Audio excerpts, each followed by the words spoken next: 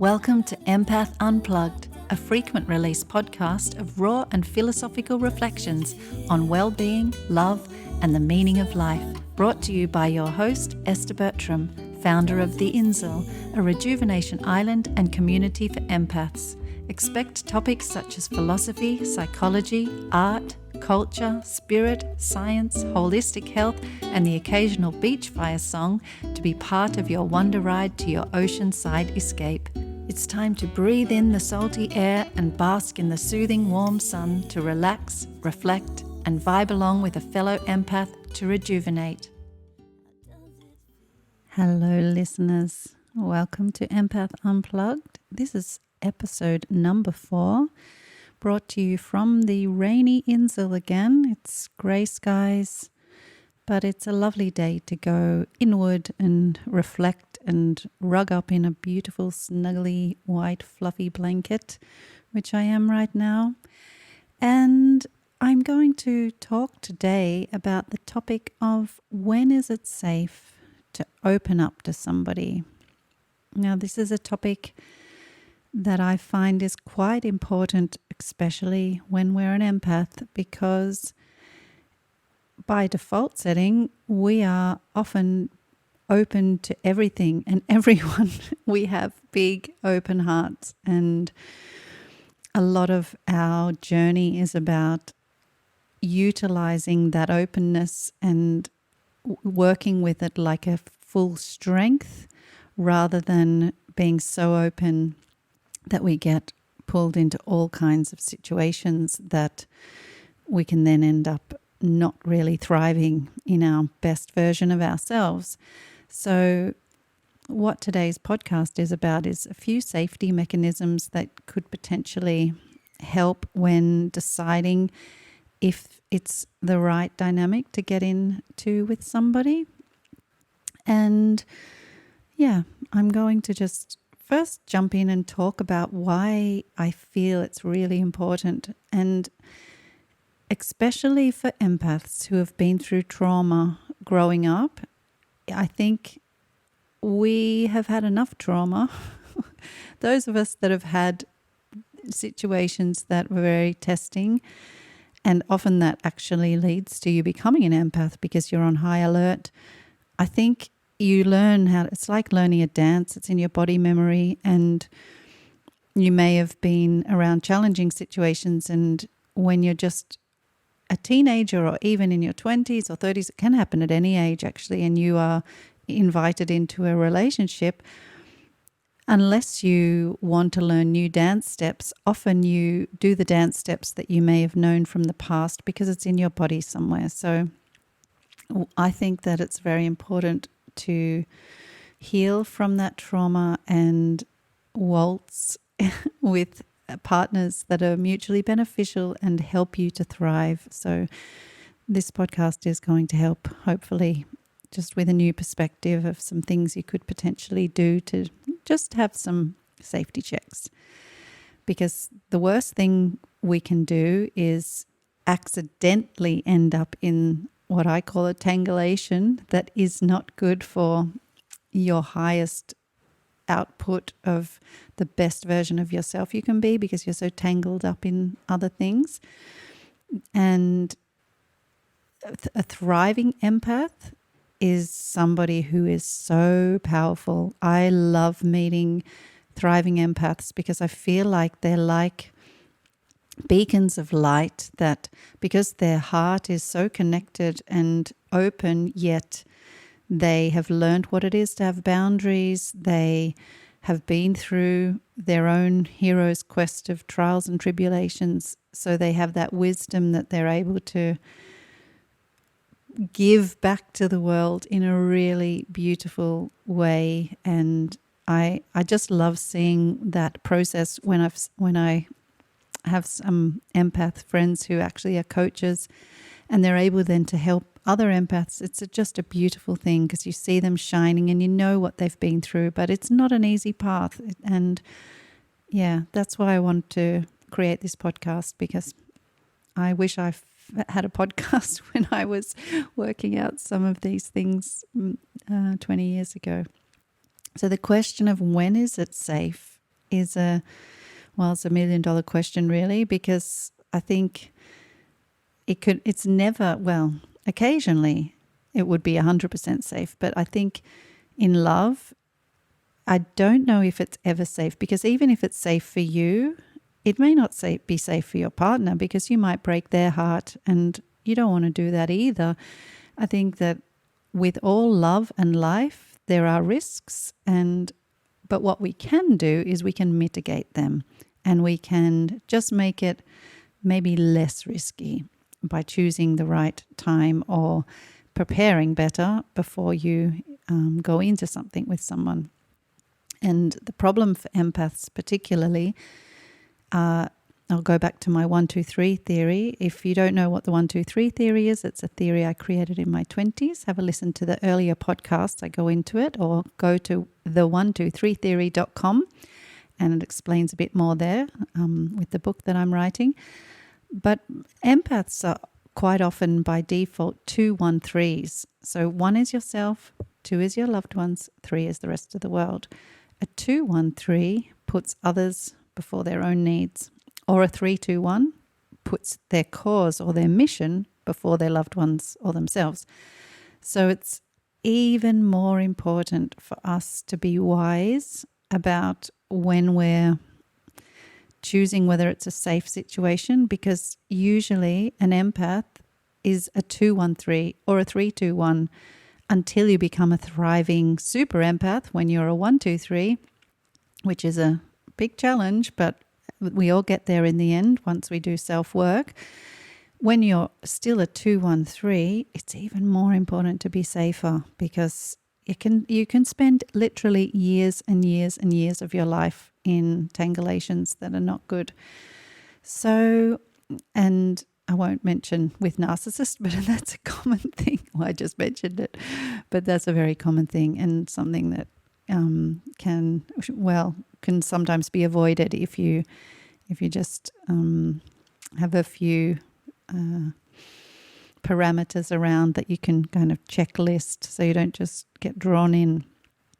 So why do we get drawn in? And that's the big question. I think empaths are very flexible. It's almost like we're like a water element. We have this flow about us. We're able to flow into other people's realities, into our own. We can feel it. We can feel their realities. We feel our realities. And people who are not empathic, or maybe only have a little bit of empathy, they're on the empathy spectrum down the other end. To me, they can be quite rock-like, which is a beautiful thing as well. It's just different from us. I'm not qualifying better or worse. So if you imagine rocks in the river, if their agendas and their decisions and their sense of self and their opinions are fixed and what they want to achieve, they're like these hard rocks. And as empaths, often we feel what it feels like to be a rock, and we empathize with it and say, yeah, hey, that's cool, rock, you're a rock. I want to dance with you, but how do we do that? You're a rock. You're not really moving outside of your rock skin much. You're just being a strong rock there. I know, I'm water. I can just flow around you. I can be adaptable. I'm flexible. I can say yes. I can do this. And we make it work because we're this flowing energy all around, and it can be a beautiful dynamic. But sometimes it's just good to be aware of the fact that often we're the flexible ones, and that can work if the rock is giving us things that are helping us be the best version of ourselves and we're thriving. But if it is a matter of them just sitting there being a rock and only needing us to be their water around, then it's not really good for the longer term, because we have to do too much of the flexibility. So I think all humans and animals actually too, but empaths are just the same. We are a human. We want to feel loved and respected, and some of us want to feel needed. I would just check in with yourself about this particular one, because if you reverse it the other way, and I fully feel like the world is a mirror. So I think we want to love. We want to love people. We want to respect people. But I'm not sure we want to need them. Not if we want to be a thriving 1, 2, 3. We need to be a spring of energy of our own that flows into the world to have mutually beneficial connections and high impact, whatever that is in your world, even if it is doing something that's just raising a beautiful family. That is a high impact thing, and it takes a lot of energy to do that. So a strong position is being a 1, 2, and 3. But when we in romantic relationships want to be needed, it means you have to look at it also the other way, that you will need them. And although this is a tricky one, because there's almost a romance in this codependent, snuggly, my forever Romeo and Juliet-ness about it. But I feel like it's also possible to have that, but with space between. So where you can love and respect and not need, but that does not mean that the roots are not very, very, very deep, and there's actual space, there's air for that fire. And when it's a need, it's almost like the fire can burn bright and strong, but it can suffocate in its own self and fizzle out fast, or lead into a dynamic that just burns you, which is not good either. So sorry if I've put too many metaphors out there already today. I'm probably going to have a few more as well. I often find understanding reality easier when I put them in pictures. But I think ultimately we want to open up as an empath. We do. We want to have that big love feeling, because it's part of a rich life experience. And I just think it's really important to mitigate the risk as much as we can, but without waiting too long before life is over, because sometimes we can mitigate the risk so much that we just stay on our own, because sometimes that's easier and more comfortable, and we've been through enough stress with other dynamics before that it can be nicer just to be in our own space as a happy one. But I think the key is balance, and it depends what you want from your life. Obviously, different people want different experiences. I don't think we can ever be safe. I think we need to find that sweet spot, the Goldilocks section, where the porridge is just right. So you've done enough preparation, you have enough self-strength and worth and thriving oneness, that when you go into having a dynamic with another human, it is much stronger and healthier, and the flow between having two ones who are connected compared to if you're a 2, 1, 3 going into a double 1, 2, 3, it's just serving the narcissist, and you're giving all your energy, and it's just not going to last very long. It'll be an interesting experience, and often part of the hero journey of an empath. But I feel like as empaths, I personally have a very big empathy for empaths, because I feel like most of us are very kind and often gentle hearts, and we deserve to have beautiful relationships and thrive. So I think connecting on a deep heart level with another human is a really glorious life experience. And Hollywood knows it. And I personally think it's worth exploring, because it's one of the richest, interesting realities I think we have as a human experience on Earth. I'm going to go back into my 20s and tell a bit of a story about how I ended up going into a 1-2-3 situation with another person. So when I was in my 20s, I gave birth to my 1-2-3 theory. I was with a narcissist at the time. I needed to get out of that. I needed parameters to understand how I had, again, ended up in a situation like that. I somehow got out of that, thankfully, and started to do a lot of work on myself. And I declared to myself, I am not going to go into another relationship with someone until I am a thriving 1-2-3, where I, number one, me, my well-being is really strong, and I'm feeling almost like you can take it or you can leave it when you think about relationships. I don't want to be needy. I don't want to even be needed. I want to just be the best version of myself before I combine it. It's almost like when you're cooking, I want the ingredients, simple ingredients, to be their full glorious self, and then you combine it with another one. But you wouldn't want to put, a half-done broccoli that's kind of, I don't know, I'm probably going on a stupid metaphor. I'm not going to even go down that broccoli path. Let's just leave the metaphor over there. But you know what I mean? It's like just getting as strong as you can on your own. I knew in theory that would be the strongest building blocks I could have.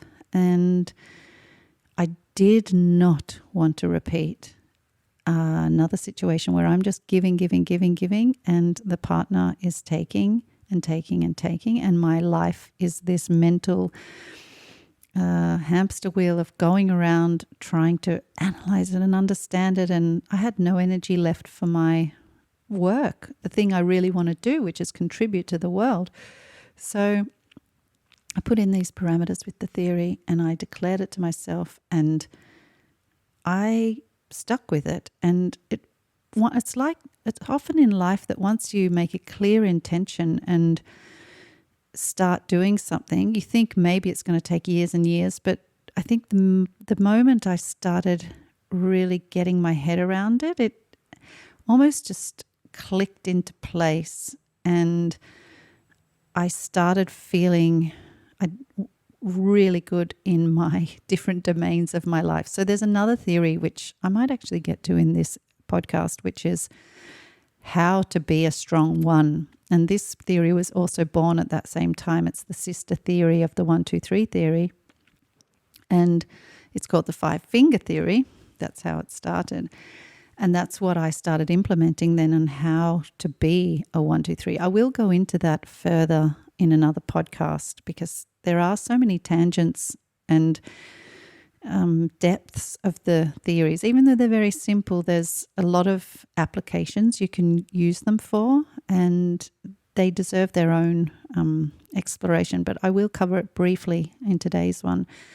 So being a strong one for the 1-2-3 to me is a holistic approach. I've always believed in holistic approaches to most things, especially health. And what it is, it's a mixture of thriving in all the departments that I categorized as being the most important. And I gave 6 categories. There's mind, mentally, emotionally, physically, spiritually, my purpose, and also facing my shadows. So if I'm able to thrive in all of those departments, I feel fantastic mentally. Emotionally, I feel secure and good self-esteem. Physically, I'm healthy. I'm eating good foods. I'm doing good exercise. Spiritually and on a soul level, I'm vibing in the right space of reality that I feel is my calling. Purpose, I'm using my skills and my passions to the best of my ability to output to the world. Facing my shadows, I am consciously working on older programming that are old habits, trauma from the past, anything to do with my subconscious, that kind of thing, through lucid dreaming, and trying to give each of the departments of life value, time, effort. And when I found I could do that, that's what I call a absolutely thriving one, is when, for me, that they were the departments that mattered to me. If I could turn up the volume of all of them, that's when I feel the strongest on my own. So anyway, I started implementing that, and I was then now in my early 30s, and I felt fantastic. And I'm a firm believer in, I already said it earlier, is in the universe being a mirror to your soul and your state of being.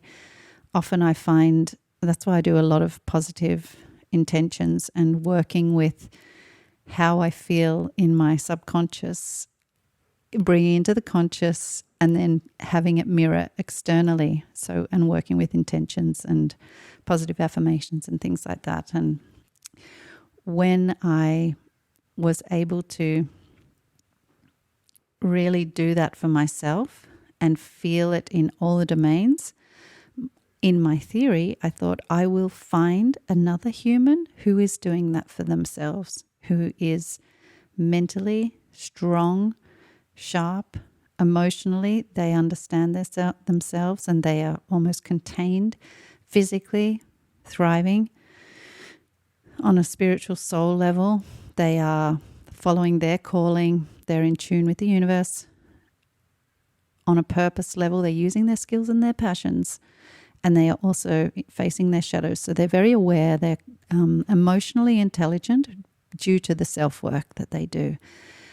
And it ended up happening. I met somebody when I was doing a tour in Germany, and it was actually, this is another whole podcast on its own, because it was a very synchronicitous, bizarre meeting that all came down to an intuition and a very strong urge to be in a certain place, which I almost didn't do. It was a sliding doors moment, but I got this message to change what should have happened that day, which was completely different, and follow this other decision. And I literally said to my friend Sharon at the time, Sharon, I need you to be quiet. I can feel what I'm about to decide. And we were in the Media Markt car park in some little town in Germany. What I'm about to decide will have a big effect. And I said that out loud to her. And we ended up going to a different town that afternoon, even though it was going to be raining. And we were meant to go back to where my producer's place. Anyway, long story short, that's where I met my partner, who I'm still with today, 12 years later. And that came from an intuitive, very strong feeling. Anyway, he represented a very strong one. And although we are completely different, he is the opposite of being an empath. He's very logical and rational, although I see empathy as also logical and rational in its own way.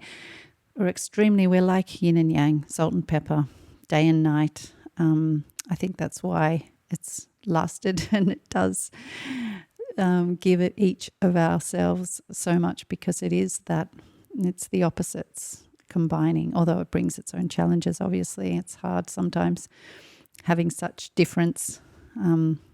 But, salt and pepper do belong on the same table, so it's interesting.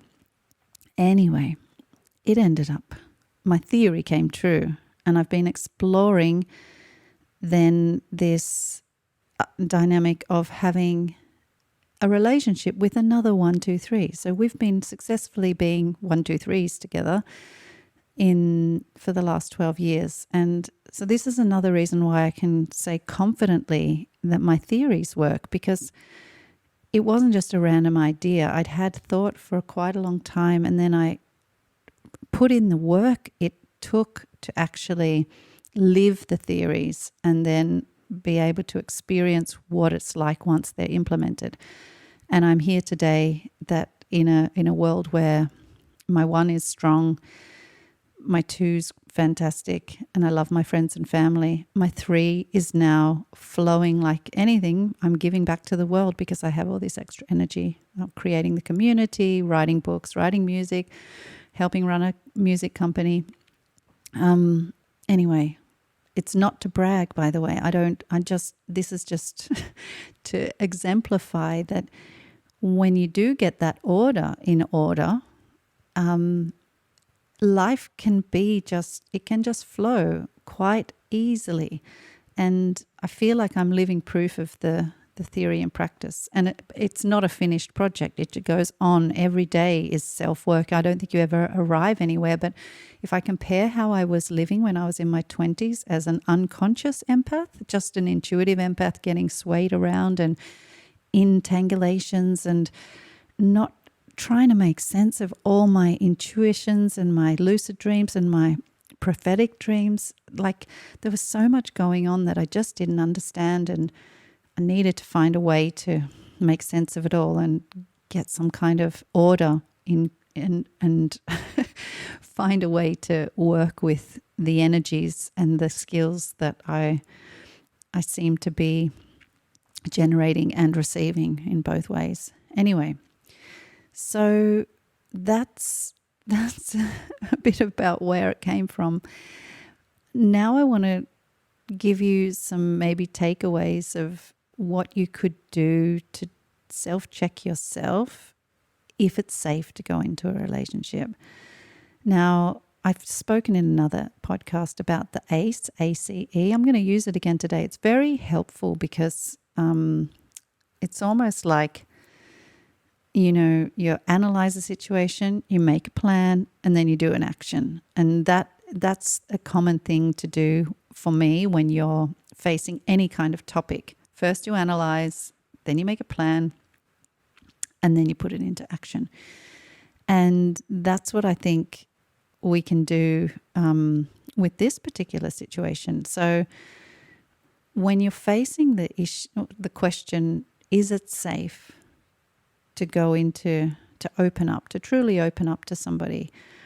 By the way, just the short answer is statistically, I don't think it's hardly ever is, as I mentioned before, but we can mitigate that. And life is about living and risking and falling.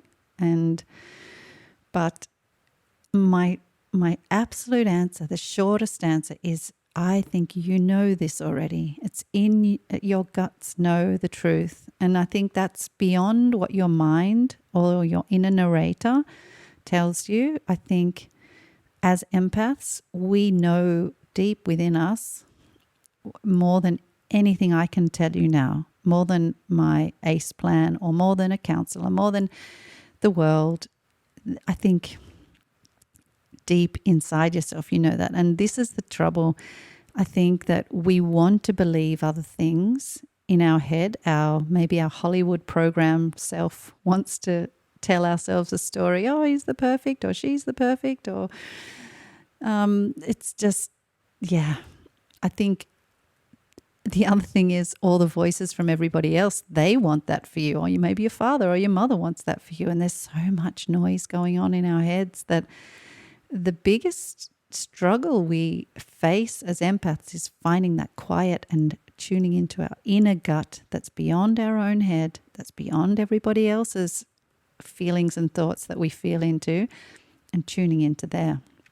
So if there's one thing you can take away from this particular podcast is do anything you can to support an environment where you can have a direct conversation with your inner knowing, because down there, I promise you the answer's in there. And yeah, it's hard to find it sometimes, but that's the number one takeaway. If you can't find it at the moment, or it's too noisy, or you just don't know how, I'm going to give you my ACE method as well, which is another an analytical way to kind of pull apart the subject. So let's have a look. If you're wondering about opening up to somebody, ACE, A is for awareness. So the first step is to analyze where you are up to in your empath quest. So all of us empaths, I always see it like, just imagine a long line from left to right. And on the left is where you start the quest when you're just working out you're an empath. And it's almost like Lord of the Rings. The other end, far over here on the right, is your perfect manicured garden, if you listen to the other podcast, that would make sense, where you can live blissfully in a beautiful, maybe even on an island. Let's put it on an island. Beautiful manicured garden on an island under your apple tree with beautiful apples to eat, with your grapes growing in the vines and perfect grass and no weeds and no thistles, enjoying life. And you can only enjoy that properly if you've been through that quest. And that quest is a pain in the ass, I'll just say that. Well, it is for most of us empaths, because what happens is when you're an unaware empath or you're just finding your powers, you step out into the world. Usually you end up in a jungle or a valley or a forest that is filled with monsters and tangulations and just challenges, hardcore things. And then you've got a mountain you've got to climb, and understanding what it's like to be an empath in the workplace. And it goes on and on. There are so many things to work out in your quest as an empath before you get to your beautiful garden of being a super empath. So first you need to analyze, where are you in that quest? Are you just working out that you're an empath and you haven't even been in any relationships yet? Then you're at the start of your relationship, at the start of your own quest. So then it's really important to take extra care, because if you don't look at what's ahead or understand your situation of being an empath, you will end up in that jungle and you will have some things to navigate that may be very tangly. So my advice to you is maybe just get a bit of perspective now, step out and connect with empaths that are further down the path. And that can even be going to see a coach or join our empath community. There's lovely, beautiful empaths in there. Start connecting with empaths that are a bit further down the path so they can help you not have to spend too many years in unhealthy tangulations, and help you towards thriving faster. If you're in the middle of your quest, you've probably been in one or two relationships that are possibly tangulated, and you're kind of getting the hang of it, but you still got a few things to learn, and you're not quite able to just be in your garden and have perfect boundaries with people and know whose feelings what, and it's their feelings or your feelings, and you're just fully thriving as a 1, 2, 3. You might be still a 2, 1, 3, but you've got more awareness at this point because you've been through a bit. So you're mid-quest. And I'd say for you guys, you will probably be wise enough to know better, to know if you're wondering about opening up to somebody. You are the best place ones to really know from your gut and your recent experiences how important it is to put a few safety mechanisms in place right about now. And step 2 in this will give you a few more of those safety mechanisms. So just hang on to step 2. People, empaths that are at the other end, who are in your thriving garden, and you're super empaths and you're 1, 2, 3 empaths, and you're just basking there in your beautiful place. First of all, congratulations for getting there. I know how hard it is, and the quest of valleys and mountains and jungles and everything. It's a lot. It's a lot. It's a lot. It's a lot. And you deserve to celebrate now. And I'm commending you for getting there. But I do have one bit of advice, because I've experienced a few empaths who have got to that garden.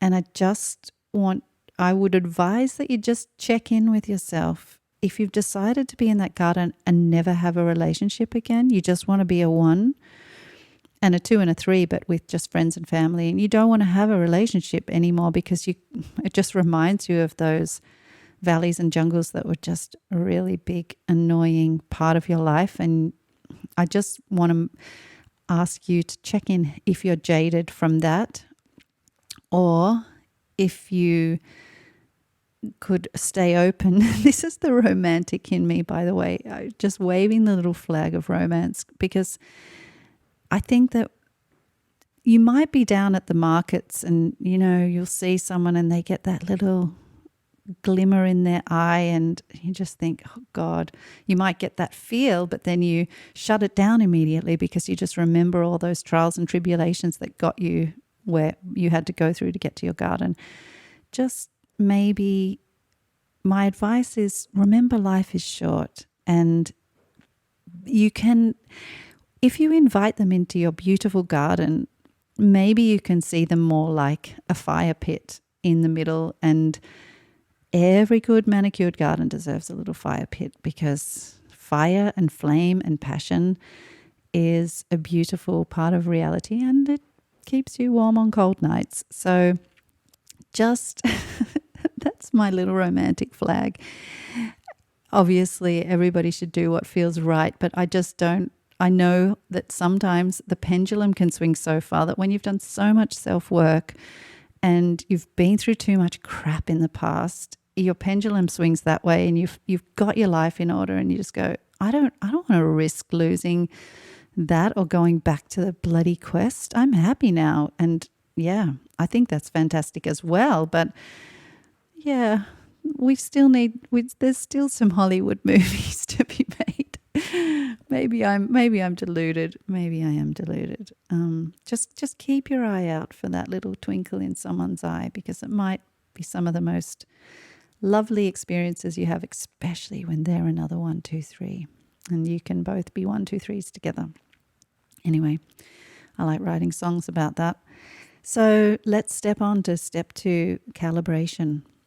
So wherever you're up to, whether you're at the start of your quest, in the middle, in your beautiful garden at the end, and just enjoying the bliss of reality, I think we can all do some calibration. That is step 2 in this process. The world is a mirror. I fully feel it as a mirror anyway. And I think that if we want to really thrive with another person, the best we can do is thrive ourselves first, and it will be mirrored back to you. So the more self-work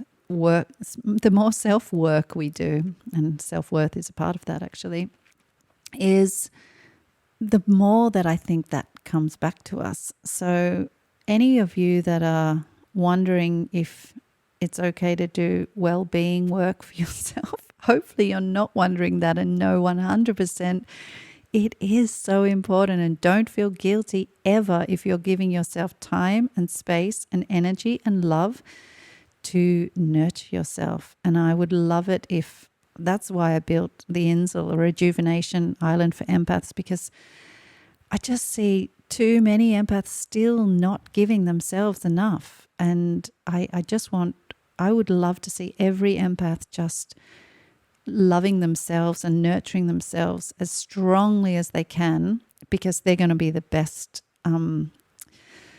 lovers of the world if they do that. You'll be able to give so much more to your relationships, so much more to the world if you love yourself first and be that pure, bright beacon that I know you can be. And so I think, as I said before, my 5-finger theory is a good starting place. If you're not sure if you're thriving, do a quick self-check. Are you mentally happy, stimulated, clear? Are you emotionally fulfilled on your own? Do you feel good in your heart space? Physically, how much effort are you putting into your diet and your exercise and even your location, the room that you live in, the house that you live in, your environment? How much are you giving attention to making that the best place for you? Spiritually, on your soul level, are you on your path? Are you in tune with universal energy? Are you going into nature and vibing with the collective energy of all that there is, and just resonating and working with that energy?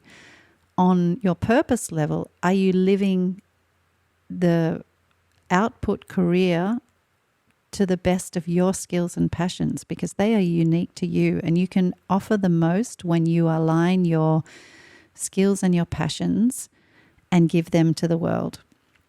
So Are you doing that? That's another thing to ask yourself. And shadow work. Are you doing the deeper self work of becoming aware of your unconscious behaviors, your patterns of the past that have just, they live in your conscious, the way you view the world, your judgment of the world because of your inner narrative, the way you act out. They are called what I call face monsters. Are you finding yourself acting out in ways that you know that the cause is based in something else, but by the time it comes out and manifests, it's twisted into this face monster? If you're having any moments like that, it's a very good time to, that's when I would definitely recommend going to a counselor, a coach, a therapist, and trying to detangle that and work out where they're coming from, what it is, doing that self-work. If you've done all that and you're thriving as a really strong human, you are a 1, 2, 3 already. It's in my mind, it's just a matter of time before you're going to come across another 1, 2, 3, and they'll be standing in front of you, and you'll ask yourself the question, is it safe to go into this? If you're strong in those 6 departments, you'll know the answer, and you'll be able to just do it with confidence. If you're not strong in those areas, I would suggest doing what you can to strengthen them as fast as possible. Because if you don't, you might end up in a tanglation where you've got a big weakness in one of those departments, and that feeds in like a jigsaw to their strength or weakness. And it may be good, but if you want a bigger experience, or not bigger, if you want a more energy output dynamic, self-work first. Then, this is where the theories get interesting. You can do a test on your partner, the partner you're currently with, or your potential partner you're wondering to go into. Put them on the 5-finger theory test. So check out, how compatible are you mentally, emotionally, physically, spiritually, purpose, shadow work. And if you can even, do a score out of 120, give 20 per category and score it, and do a quick little calibration assessment like that, and see if that could already be a bit of a compatibility test for you. Step 3 is knowing in your guts whether it's time to engage and do a dance with this particular person. And if you are tuning into your deep heart gut that's down there below everything, you'll know if you want to waltz with them. And nothing, this podcast can't help you. Nothing beyond anything can help, because actually the true answer lies within you. So as I said before, if you take anything away from today's podcast, is tune into yourself. And one more bit of advice, which I did say before, connect with other empaths that are along the path, because they will help you, especially the ones that are a bit further along their hero's quest, and they will help guide you as well. So I know I might be a bit of a true romantic, but I feel like love and the dynamics we find in love teach us so much, and different characters teach us so much. And yeah.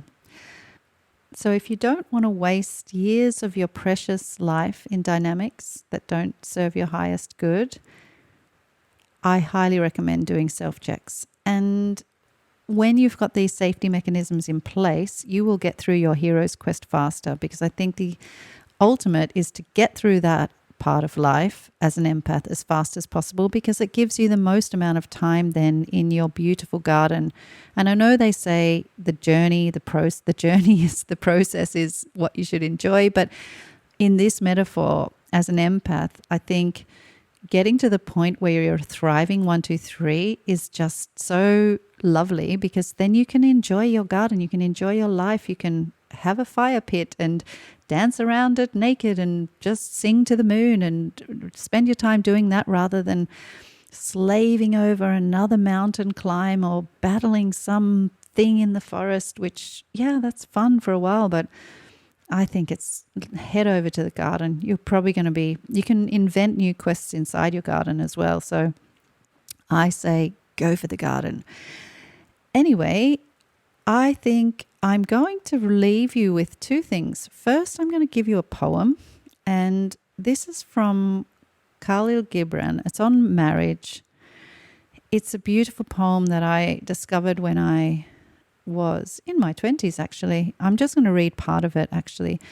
And to me, this is the perfect example of what it is to be in a 1-2-3 relationship.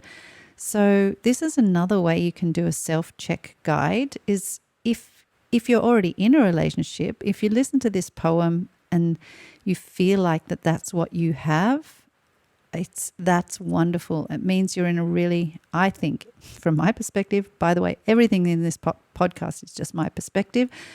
I think that's a really healthy balance. So here it is. Love one another, but make not a bond of love. Let it rather be a moving sea between the shores of your souls. Fill each other's cup, but drink not from one cup. Give one another of your bread, but eat not from the same loaf. Sing and dance together and be joyous, but let each of you be alone, even as the strings of a lute are alone, though they quiver with the same music. Give your hearts, but not into each other's keeping, for only the hand of life can contain your hearts. And stand together, yet not too near together, for the pillars of the temple stand apart, and the oak tree and the cypress grow not in each other's shadow. I like that it ended with the garden metaphor. I just find that so beautiful and appropriate to what I see as being, a beautiful mutually beneficial flow between two humans. And that's really possible when you're a strong 1-2-3. So I'm going to finish up with song time. I usually finish with story time or song time or something from my creativity garden.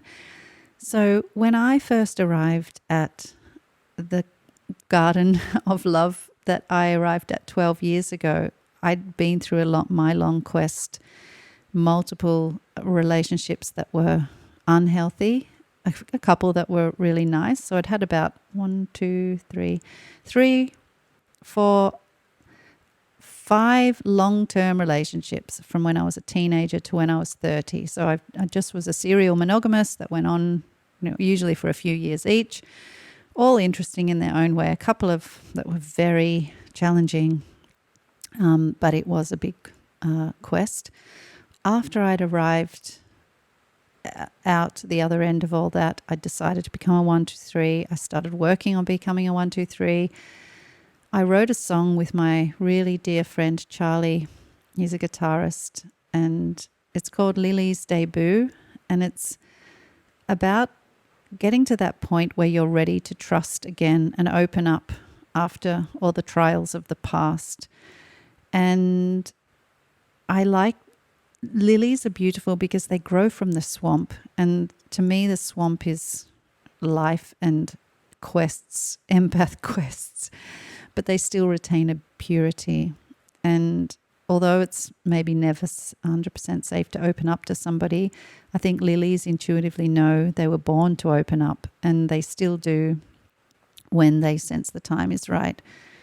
And usually they've had to go through a massive shit swamp to get there, but when they get there, it's really beautiful.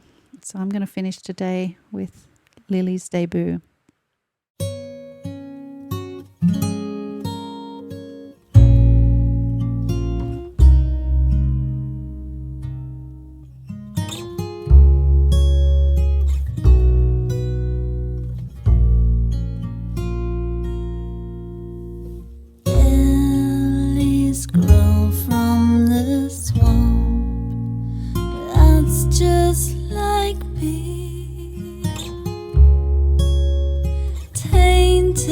History.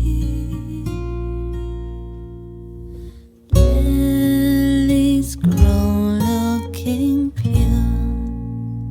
That's just like me. Floating to endure. I've lived in raindrops. I have lived in the sun. In snowstorms and been frozen in one. I've watched the birds fly and the fish swim below.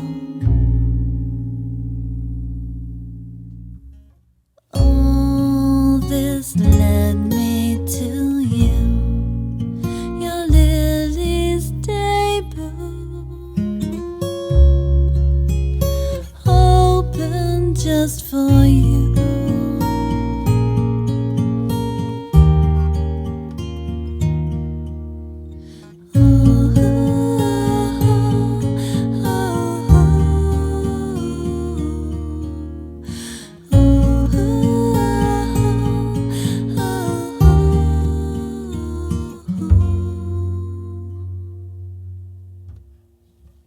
Lilies grow in the wild, that's just like me.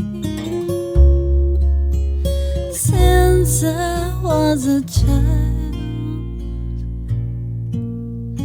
all this led me to you, your lily's debut. Just for you.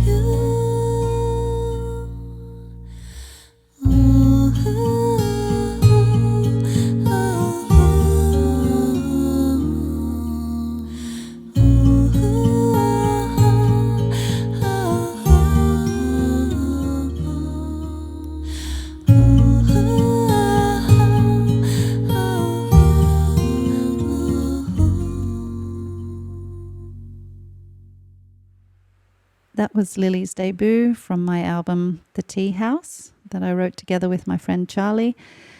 And that's the end of today's podcast. Thank you so much for going on this journey with me today. I hope it brought you some value or new perspectives.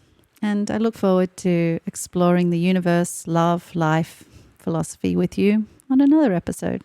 Thanks for listening. Bye. Today's episode is sponsored by stepbystepguitarlessons.com, your go-to course if you're an absolute beginner and want to learn guitar. I have taught hundreds of students with my fast track method from ages 6 to 80. With lifetime access, these self-paced online lessons mean you can learn in the comfort of your own home. The bite-sized lessons are very easy to follow and the platform keeps track of your progress. This course is tailored for absolute newbies and is much more effective than random YouTube videos or learning from your Uncle Steve, who may not have the patience required to teach at a true beginner's pace. You are guaranteed to get fast results, and if you don't like the learning style, there is a 30-day no questions asked money-back guarantee. Plus it only costs the price of 2 in-person lessons, but you get over 50. There are several studies that prove that learning a musical instrument is the only activity to light up almost all areas of the brain at once. Making music has the power to soothe your soul, heal your body, and bring you true joy.